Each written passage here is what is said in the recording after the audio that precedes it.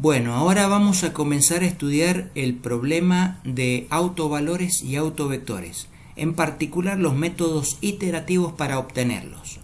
El método más simple es el llamado método de la potencia, por el cual el problema que nosotros tenemos, que es, dada una matriz cuadrada A, debemos encontrar el vector B tal que multiplicado por la matriz A nos dé otro vector que sea lambda veces el vector original. El valor de lambda se llama autovalor y el valor de B se llama autovector. El método de la potencia es un método iterativo de punto fijo que consiste en multiplicar la matriz A por un vector propuesto y ese vector propuesto luego se normaliza para emplear el vector normalizado como un nuevo ingreso al producto, digamos, por la matriz A. Este repetir de la operación de multiplicar un vector de norma 1 por la matriz A y luego normalizar el resultado va en general a converger al autovalor y a un autovector. En particular, en general converge al autovalor más alto y al autovector asociado. Vamos entonces a programar este problema empleando Octave, para lo cual, digamos, elegimos nuestra carpeta de trabajo y en la carpeta de trabajo comenzamos la escritura del script. Como siempre, comenzamos dejando algunos renglones en blanco para escribir ahí el título y aquí ponemos método iterativo de la potencia. Comenzamos, como siempre les recomiendo, borrando la ventana de comandos, el contenido de la ventana de comandos y las variables existentes, igual que los gráficos existentes si los hubiera. En esta condición, entonces, nuestro problema es obtener un vector y, digamos, que resulta de multiplicar la matriz A por un vector X. Este es nuestro problema. Quiere decir que, como primera medida, tenemos que tener la matriz A. Consecuentemente, entre los datos vamos a generar una matriz A que la vamos a generar de 5 filas por 5 columnas. La matriz la vamos a generar simétrica, definida positiva, de la forma en que normalmente se presentan las matrices en ingeniería civil.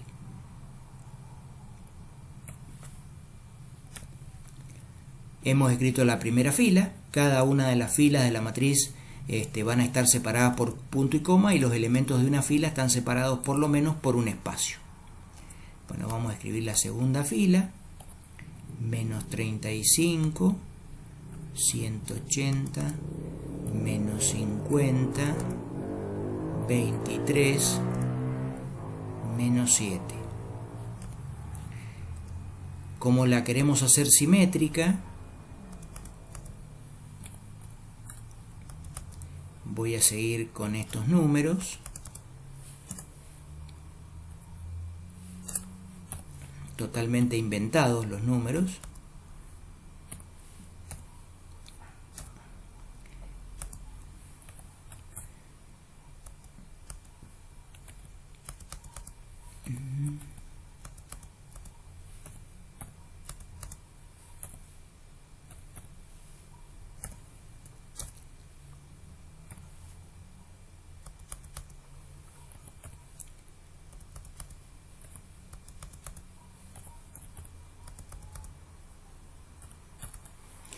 Ahí tenemos entonces una matriz de 5 por 5. La vamos a acomodar para que se vea que tiene todos los componentes. Esta va a ser nuestra matriz de datos, con la que vamos a trabajar en todo el video.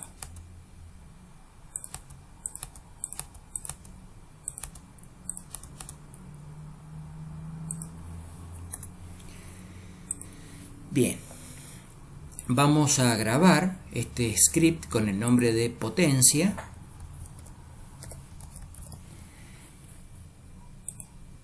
Y va a ser sobre el cual vamos a calcular valores y vectores propios. Antes que comencemos el cálculo, voy a comentar esta línea. Les muestro que existe una función preconstruida para Octave, que también funciona en MATLAB obviamente, que permite calcular los autovalores y los autovectores directamente. La función es EIG y se introduce la matriz que uno necesita calcular los valores y vectores propios. La respuesta de esta función son dos matrices que le vamos a llamar B y F, por ejemplo, y directamente no le voy a poner punto y coma para que los imprima. Entonces, como el script ya tiene nombre, lo vamos a ejecutar para ver los resultados. Aquí vemos que la matriz B es una matriz completamente llena, mientras que la matriz F es una matriz diagonal. La matriz B, digamos, es lo que se llama la matriz modal, tiene por columna los autovectores. Y la matriz F es una matriz espectral, tiene en la diagonal principal los valores propios que nosotros estamos buscando. En el caso del método de la potencia, nuestro cálculo tiene que conducir a este 235 y a los resultados que están aquí en la última columna. Bueno, volvemos al script original. Este es un elemento que por ahora lo vamos a tener en reserva porque nos va a servir solamente para verificar el script. Bien, entonces nuestro método de la potencia consiste en aplicar reiteradas oportunidades esta expresión matemática, multiplicar la matriz A por un vector X. Este vector X no se conoce al comienzo, entonces tenemos que imponerlo. Y lo vamos a imponer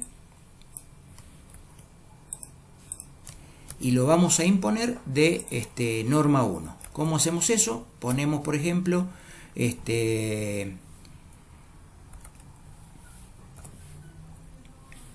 nn igual a size A. Eso nos va a determinar la cantidad de filas y columnas. Obviamente yo debería poner nm, ¿no es cierto?, si es una matriz en general, pero como es cuadrada es exactamente lo mismo. Entonces ya sabemos la dimensión de la matriz. Entonces con esa dimensión vamos a crear un vector X de unos de dimensión n,1 y a ese vector lo vamos a normalizar, digamos, de la siguiente manera. Podríamos hacer, por ejemplo, la norma igual norm de x, infinita, ¿verdad? O podríamos tomar la norma cuadrática, en este caso, da lo mismo. Y luego decimos que x es igual a x dividido la norma.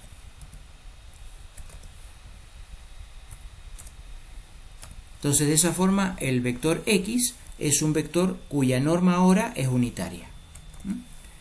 Si queremos verlo el vector, fíjense, lo vamos a mostrar. Ahí tenemos ese vector cuya norma cuadrática es 1. Bien, si usáramos la norma infinita, tomaríamos cada uno de los elementos del vector y lo dividiríamos por 1 porque hemos generado el vector con unos. Otra forma de generar un vector unitario es generar un vector de ceros de dimensión n1 y luego imponerle a la primera componente el valor 1. Esa quizás es la forma más sencilla, porque si lo ejecutamos vemos, bueno, me faltó sacar el punto y coma. Si lo ejecutamos, vemos que tenemos un vector que tiene el orden apropiado y norma 1.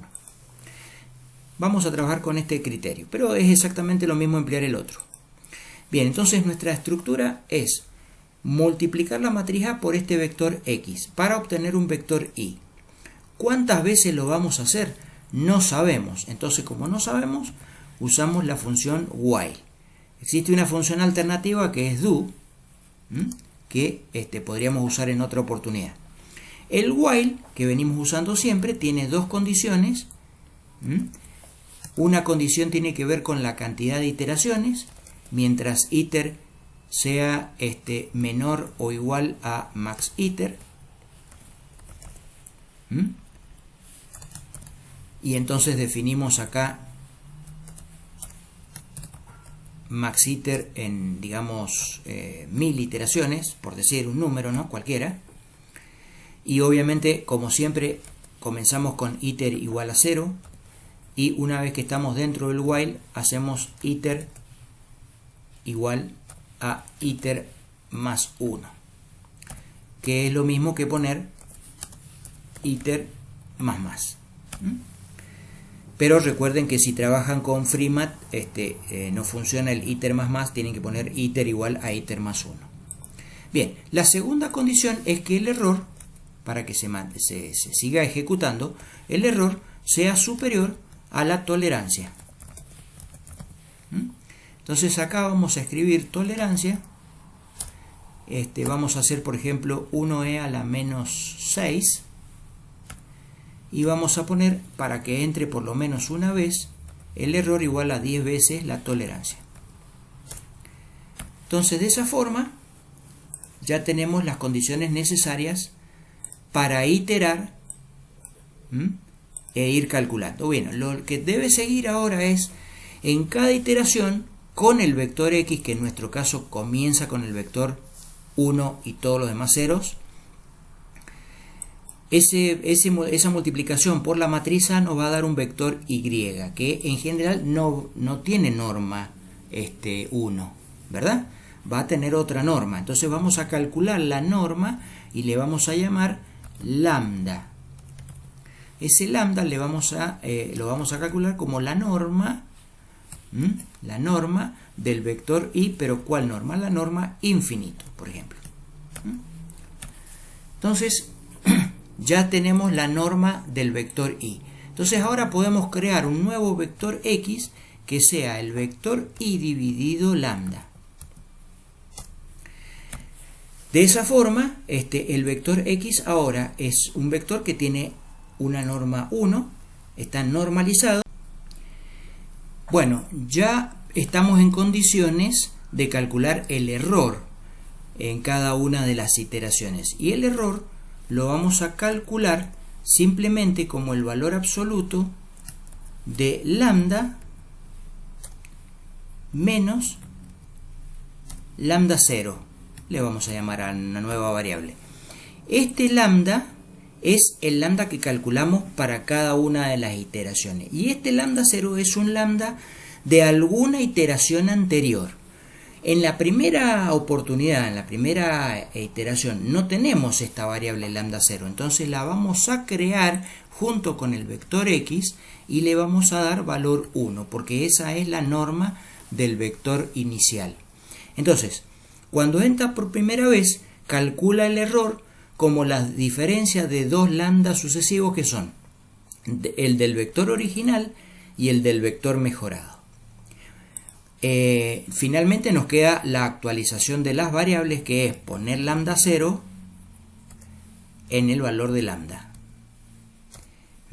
para que en la próxima pasada se haga la comparación del nuevo lambda con el del lambda de la iteración anterior. Fíjense que estos lambda son la norma del vector y además son escalares. Entonces no hace falta luego hacer ningún trabajo de control de valores contenidos en un vector, por ejemplo, como hay en otros procedimientos. Bueno, cuando el número de iteraciones haya alcanzado el máximo o el error esté por debajo de la tolerancia, se puede decir que hemos llegado al final del procedimiento. Entonces vamos a imprimir con fprint f resultados parciales para ver cómo ha ido nuestro método de trabajo. Entonces, con, digamos así, %d En este caso vamos a colocar las iteraciones, ¿no es cierto? Iteraciones y con error igual a %e, perdón, /n, error acá.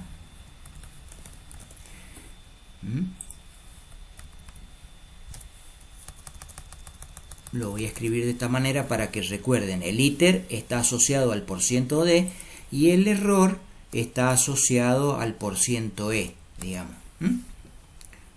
Los espacios en blanco acá, digamos, son ignorados. Vamos a escribir, bueno, quizás con un dis o con otro fprint, por ejemplo, ¿no es cierto? F, podríamos escribir el valor propio obtenido es %f con, digamos, 7 decimales.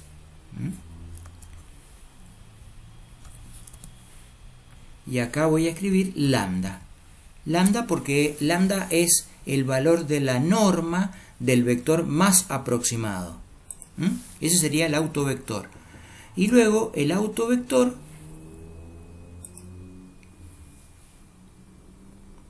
lo podemos poner abajo. Ponemos this directamente porque lo que queremos mostrar es un autovector, eso es un vector. Ponemos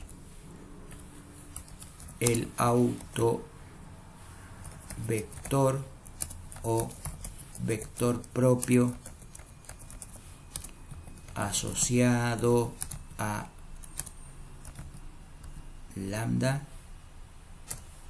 es, y ponemos disp x.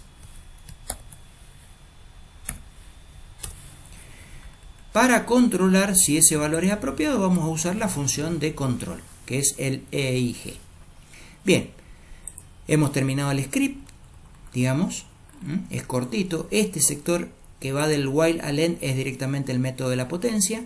Vamos a correrlo para ver si está correcto. Lo ejecutamos. Bueno, lo que pasa es que no pude mostrar acá porque no le saqué el punto y coma. Lo ejecutamos y tenemos, con 26 iteraciones, logramos que el valor propio es 235.161, 235.162 y encontramos el autovector asociado. Vemos que el autovector asociado no coincide plenamente con el autovector que deberíamos tener. Eso se debe al método de normalización empleado. Pero podremos demostrar que este autovector y este autovector, o sea, el autovector conseguido por el método de la potencia y el autovector conseguido con la función preconstruida EIG, en realidad representan el mismo vector escalados. Para ello podríamos, por ejemplo, dividir todo el vector de B, la última columna de B, por menos 0,763745, que es la segunda componente. Entonces podemos, por ejemplo, poner Z igual a la matriz B, ¿no es cierto? Dividido un determinado componente de la matriz B. ¿Cuál componente? Es el 2, 5. 2,5. Lo voy a cambiar de signo porque quiero dividir por el menos 0,76 para que me dé el menos 1 acá. Y en particular quiero toda la última columna, o sea, todos los elementos de la fila 5. Si hago eso, veo que tengo los mismos resultados que tenía antes con X. Son exactamente los mismos. Quiere decir que el método ha funcionado apropiadamente. Bueno, terminado el método de la potencia, vamos a pasar ahora al método de la potencia inversa. El método de la potencia inversa es básicamente se va, digamos, adopta como criterio que vamos a trabajar no con la función original a por x igual a lambda x, sino a 1 sobre lambda igual a la menos 1 por x. Y el método iterativo va a ser multiplicar la matriz A por el vector y, digamos, y eso nos va a dar un vector x. En nuestro problema, el vector x es conocido porque corresponde al valor del autovector propuesto, y lo que no se conoce es el vector y. Entonces, en lugar de invertir la matriz A, se va a solucionar el sistema de ecuaciones A por I igual a X a la K menos 1.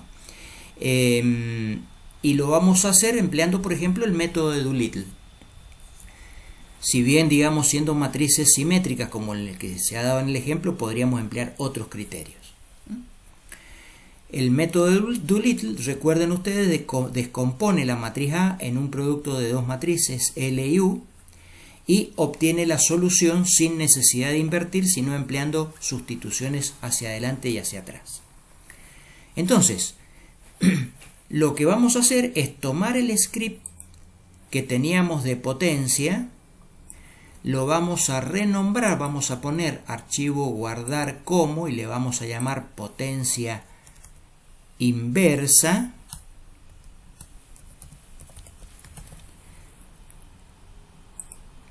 ¿verdad?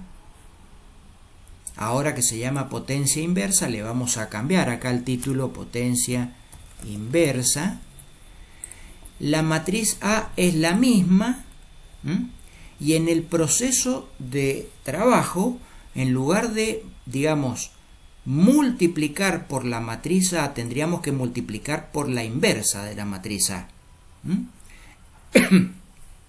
Entonces, si multiplicamos por la inversa de la matriz A, es como si digamos, invirtiéramos la matriz A y multiplicáramos por X. ¿Verdad? La solución se va a obtener de la misma manera, pero el valor propio va a ser el inverso de lambda. Con lo cual, el método de la potencia inversa consiste simplemente en cambiar este punto y luego pensar que el autovalor es el inverso de la norma. Vamos a hacer el cálculo pertinente para ver cómo nos dan los resultados y vamos a comparar.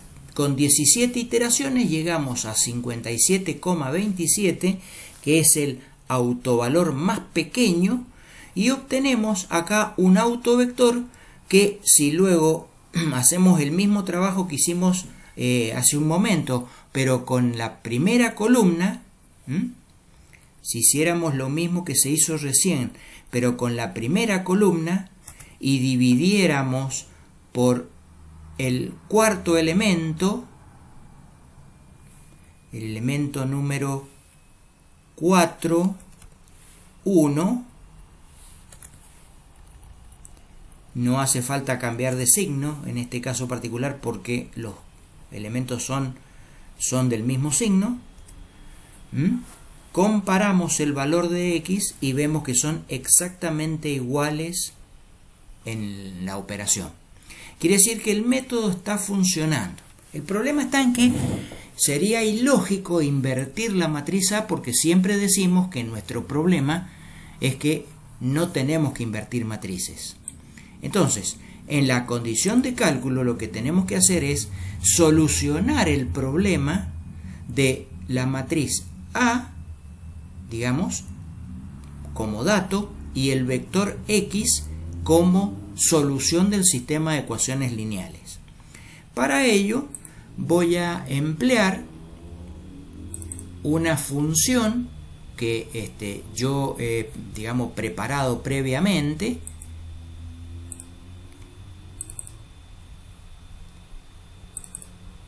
que le llamo solución,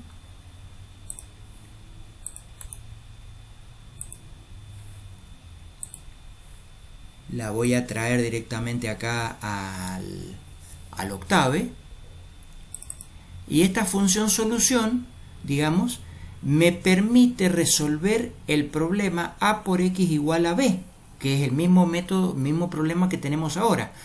A es nuestra matriz A original y B sería el vector, el autovector tentativo. La solución X obtenida sería el autovector más aproximado. Entonces, podríamos poner que Y es igual a solución de A, X.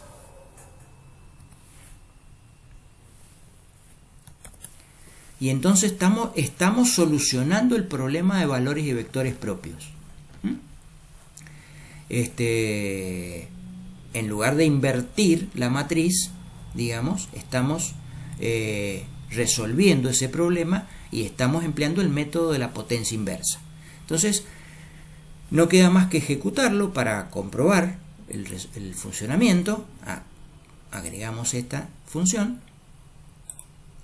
Y acá tenemos 57, 27, 25, 57, 27, 6 y el autovector que podemos repetir, digamos, la operación que hicimos recién y comparar, y vemos que son absolutamente iguales. 0.052, menos 0.14, menos 0.01, 1 y 0.56,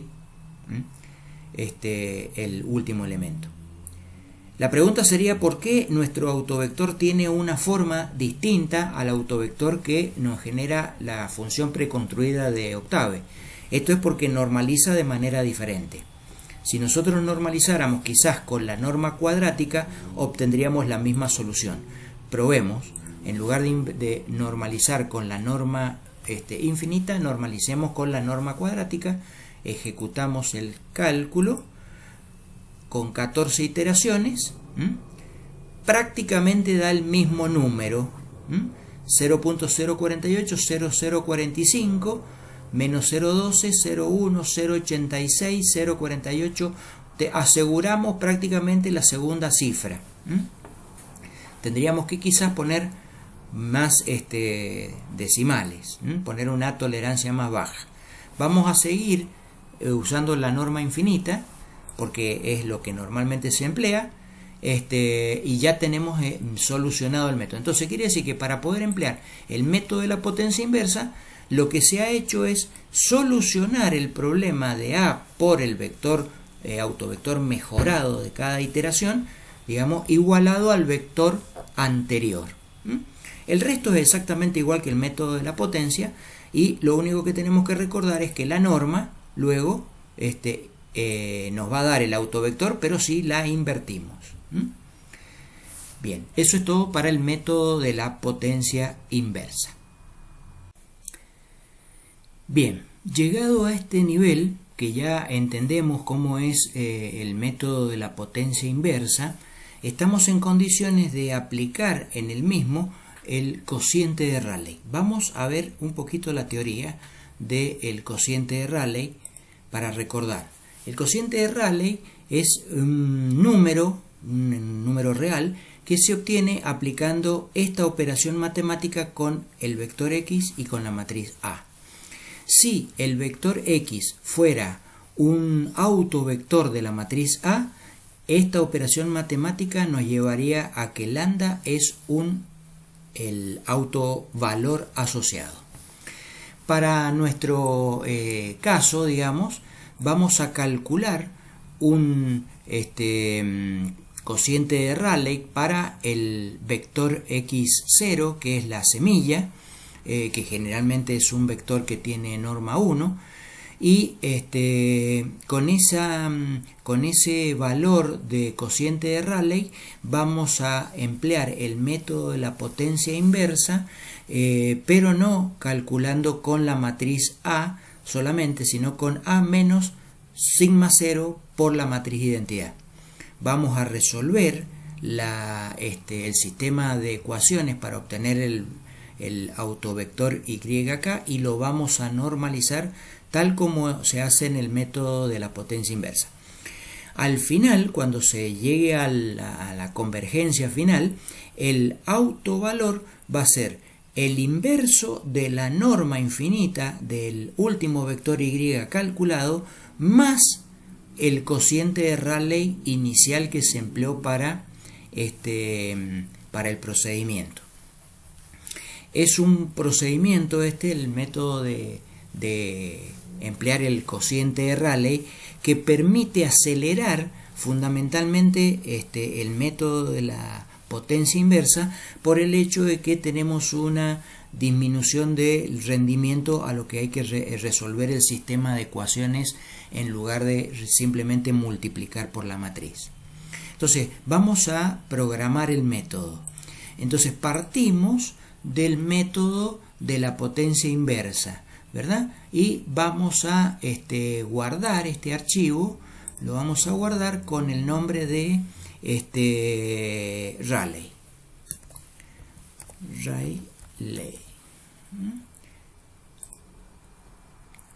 Ya tenemos el script con el nuevo nombre. Entonces aquí en el título vamos a aclarar que es el método de la potencia inversa con aplicación del cociente de Rayleigh. Bien, los datos son exactamente los mismos y aquí vamos a definir un vector con norma 1. En este caso particular podríamos cambiar, digamos, si queremos, a un vector que esté completamente lleno de unos, dividido la raíz cuadrada SQRT de n, porque la raíz cuadrada de n es la norma, ¿no es cierto? No hace falta que le demos valor unitario al primer elemento y la raíz cuadrada es la norma original. Podríamos dejar el otro mecanismo exactamente lo mismo, digamos, ¿no? No hay ningún problema. Acá lo quiero cambiar por una cuestión, digamos, anecdótica.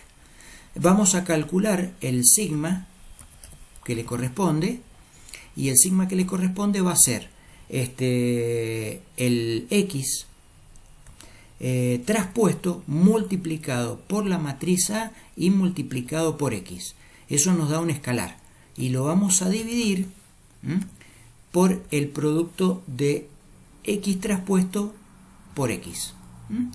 Eso nos da tanto numerador como denominador son dos escalares y el resultado del cociente es un escalar. Entonces sigma es un escalar.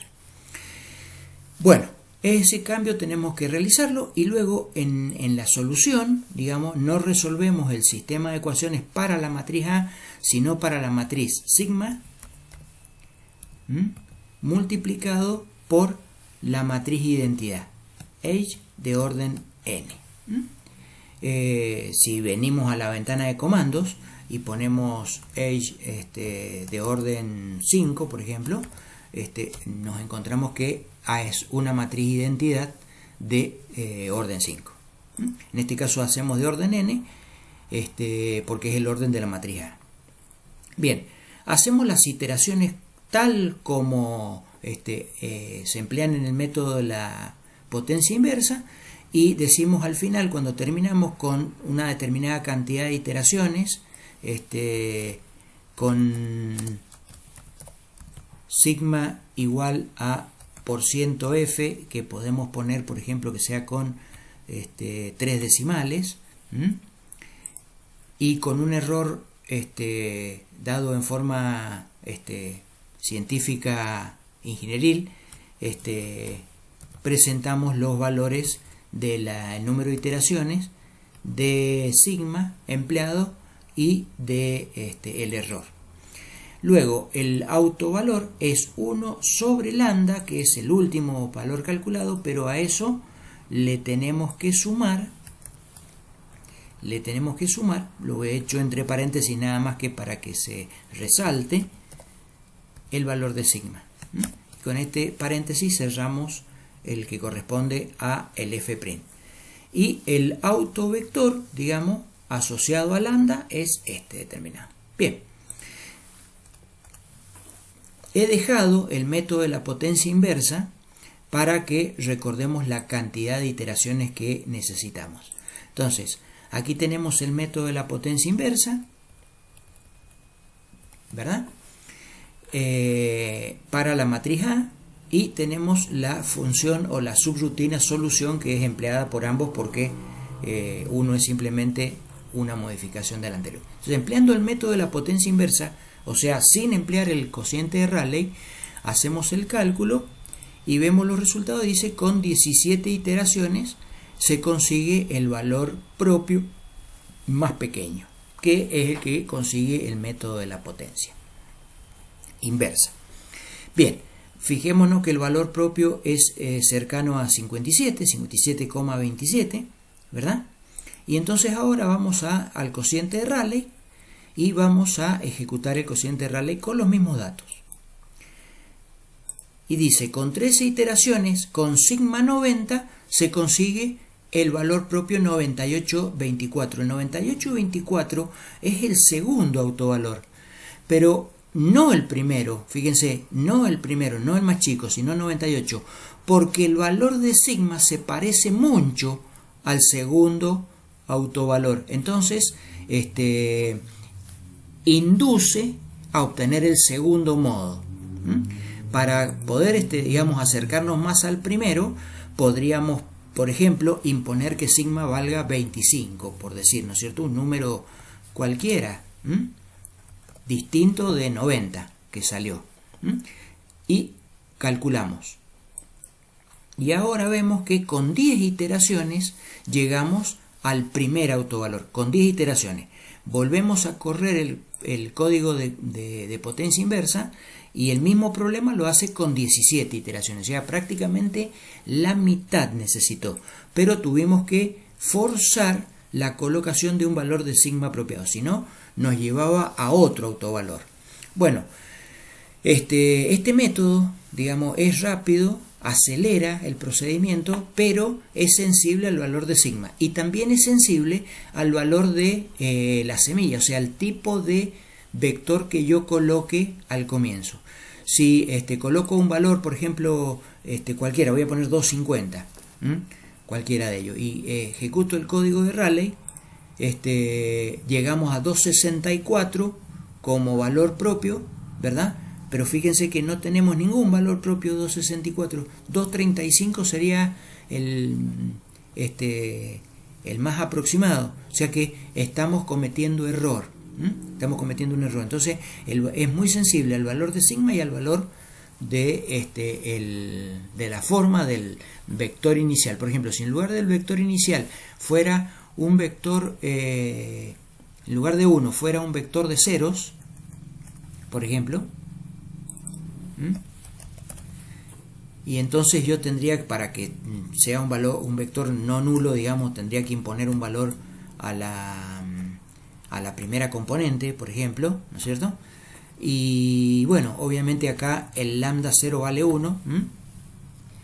Veamos qué es lo que sucede.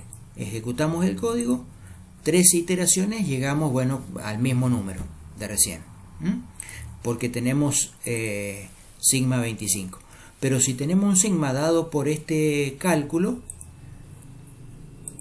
podemos llegar a no conseguir resultados, y fíjense que el sigma 125 podría tender a que nos diera el cuarto autovalor. Sin embargo, entra en un bucle y no logra hacer ningún cálculo. Con una sola iteración, dice que el error es no posible de calcular y por ende, digamos, deja de hacer los cálculos.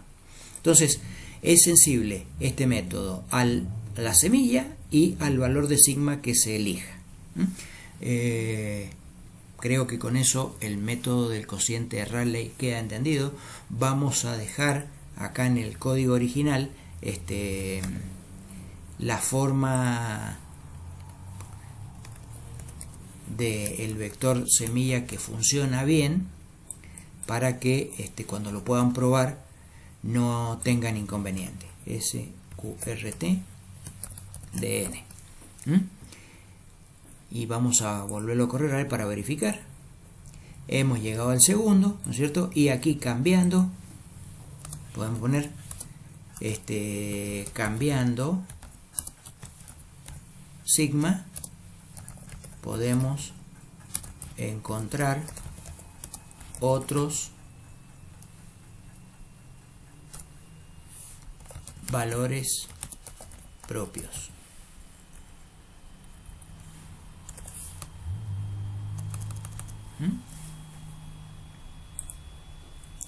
Lo voy a dejar ahí, y acá por ejemplo vamos a poner 32, lo comento y lo corremos y tenemos que llegar al 57 porque es el más cercano, pero con 6 iteraciones, mientras que si empleamos el método de la potencia inversa, recordemos, el resultado final es 17 iteraciones, o sea, es verdaderamente más eficiente si se eligen, les repito, apropiadamente el valor del cociente de Rayleigh. Bien, ya estamos en condiciones de aplicar la deflación en el método iterativo de la potencia. Este procedimiento de deflación permite obtener todos los valores y todos los vectores propios de una matriz, aplicando el método de la potencia. Pero en lugar de calcular los valores y los vectores propios solamente empleando la matriz A, se lo hace sobre un producto de la matriz A por una cierta matriz S, que comienza siendo la matriz identidad y luego se va modificando con los sucesivos valores y vectores propios calculados previamente. En consecuencia se va produciendo el proceso de deflación y podemos conseguir todos los valores y todos los vectores propios de la matriz. Tiene ciertos inconvenientes, como ser por ejemplo que va acumulando los errores en los distintos vectores y valores propios, digamos, de los cálculos iterativos aproximados anteriores. Vamos entonces a proceder a generar el script. Para ello vamos a partir del script del método de la potencia y vamos a aclarar que es ahora aplicando el método de deflación. Y lo vamos a grabar a este archivo, lo vamos a guardar como justamente deflación, para que nos quede el método de la potencia que teníamos antes sin ningún tipo de modificación. La matriz es la misma de datos, y en el método de la deflación determinamos la dimensión de la matriz A, y una vez que sabemos cuál es la dimensión de la matriz A, podemos generar algunas matrices auxiliares, por ejemplo la matriz identidad, ¿no es cierto?, que la podemos llamar I directamente, que va a ser la matriz age de orden n, y vamos a generar el espacio para la matriz S, digamos, inicial, que es igual a la matriz identidad. La podemos hacer igual a la matriz identidad. Como esto es para aclarar, digamos que inicialmente esto es matriz identidad, y esto lo hacemos para recordar que inicialmente S es la identidad. Bien, ahora este procedimiento le vamos a poner la misma tolerancia y la misma cantidad de iteraciones que en el método de la potencia estándar. Entonces eso lo podríamos poner por acá arriba, porque eso es independiente del procedimiento que estemos implementando. Ahora, este método iterativo se tiene que repetir desde 1 hasta n, o sea, se tiene que calcular todos los valores y todos los vectores propios. Entonces vamos a hacer un lazo for que va desde i igual a 1 hasta n, ¿no es cierto? Este lazo tiene que comenzar después de que conocemos n, con lo cual está por debajo de donde hemos determinado el valor de la dimensión de a. Y tiene que involucrar o envolver todo el método de la potencia previamente calculado. Entonces va a ser todo este sector. Todo lo anterior del método de la potencia del código original lo vamos a introducir con una sangría hacia adentro, porque en cada iteración tenemos que tener un vector semilla. En este caso vamos a hacer un vector semilla que va a ser de unos, entonces vamos a hacer ones, ¿verdad? Y vamos a calcular, digamos, ese vector normalizado, SQRT de n. Entonces eso es un vector normalizado cuyo lambda 0 es 1. Un vector normalizado. Entonces es el vector inicial. Bien, el error lo vamos a calcular inicialmente como 10 veces la tolerancia. La tolerancia es un valor fijo. Y el número de iteraciones para cada autovalor y autovector tiene que comenzar en 0 e irse incrementando. Aquí, en lugar de multiplicar a por x, vamos a multiplicar a por s y por x. S, en la primera iteración, toma el valor de la matriz identidad. Entonces, en la primera iteración, o sea, cuando se hace el primer cálculo, no hay ningún tipo de cambio, ¿verdad? Aquí tenemos el lambda del vector semilla, o sea que le llamamos lambda 0, y vamos a ir calculando los distintos valores de lambda actualizados para el autovector. Cuando se terminen todas las iteraciones, podemos almacenar ese autovector y ese autovalor en una matriz, igual que lo haría el método EIG. Entonces, en la matriz modal vamos a almacenar en todos los elementos de la fila en la columna i, lo vamos a hacer igual al vector x. Y la matriz espectral, el elemento ii va a ser igual al lambda, que es el autovalor. Obviamente la matriz modal y la matriz espectral no han sido definidas. Entonces aquí, donde ya conocemos las dimensiones de la matriz A, vamos a crear ahora el espacio para la matriz modal y para la matriz espectral. Entonces decimos modal igual a una matriz de ceros cuadrada de orden n, ¿verdad? Y de la misma forma, espectral va a ser otra matriz cuadrada de orden C, de orden n, llena de ceros. Entonces ahí tenemos los espacios. En cada una de las columnas, en la i, en la 1, 2, 3, 4, vamos a ir almacenando el autovector, y en el elemento ii el autovalor que resulte. Bueno, eso lo vamos a hacer digamos, para las n iteraciones. Ahora, cuando hayamos hecho cada una de las iteraciones, tenemos que producir la deflación de la matriz, y esa deflación de la matriz la vamos a producir después de la actualización de las variables. Entonces vamos a hacer que S sea igual a la matriz S menos, ¿verdad?, el autovalor calculado multiplicado por el vector traspuesto, y todo eso dividido por un escalar que es x traspuesto por x. Entonces de esa manera, digamos, vamos a tener la matriz S deflacionada. La matriz A se mantiene, entonces la única que va a cambiar es esta. Bien, Cuando hemos terminado, todo este término lo podemos eliminar porque eso era para mostrar un solo contenido. Vamos a dejar este cálculo de B y de F. Lo vamos a dejar para realizar el control y vamos a presentar la información de resultados. F', digamos, F', acá vamos a poner, digamos, la matriz modal es, y podemos poner, por ejemplo, disp modal,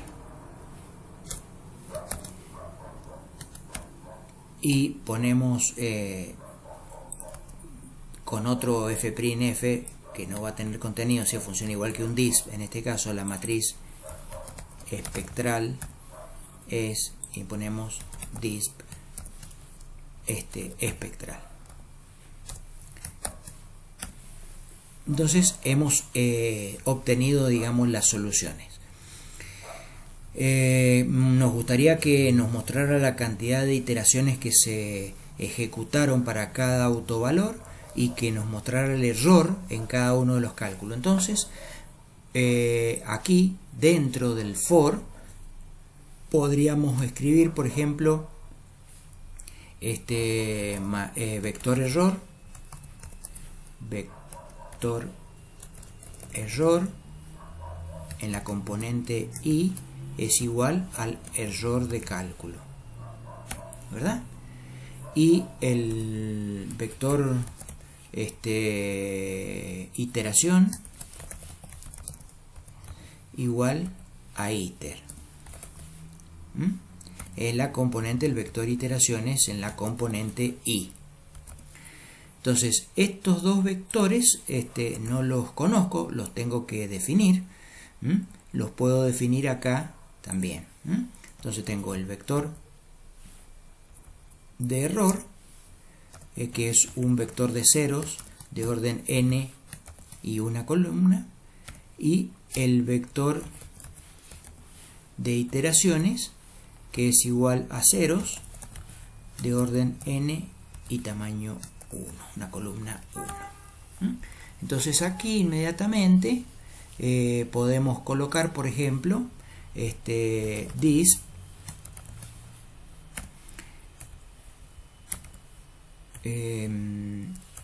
el vector con las iteraciones es, y entonces ponemos disp vector iteraciones y otro disp con la leyenda el vector de los errores es, y disp vector error.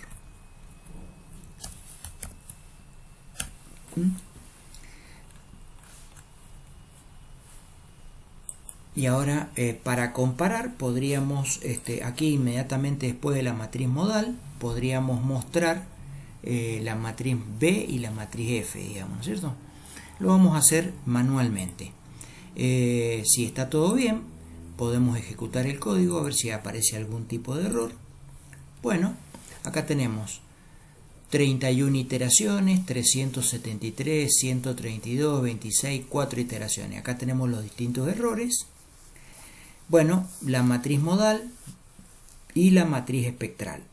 Hay algún errorcito acá en el fprint, que es que nos está faltando /n, /n para que aparezca ordenado. Y ahí tenemos los distintos valores. Podríamos, por ejemplo, comparar la matriz B con la matriz modal y tendríamos que comparar esta que corresponde al autovalor más pequeño con esta columna. No se ven exactamente iguales porque fíjense que el tercer elemento, el cuarto elemento, acá vale 1, acá vale 0,86.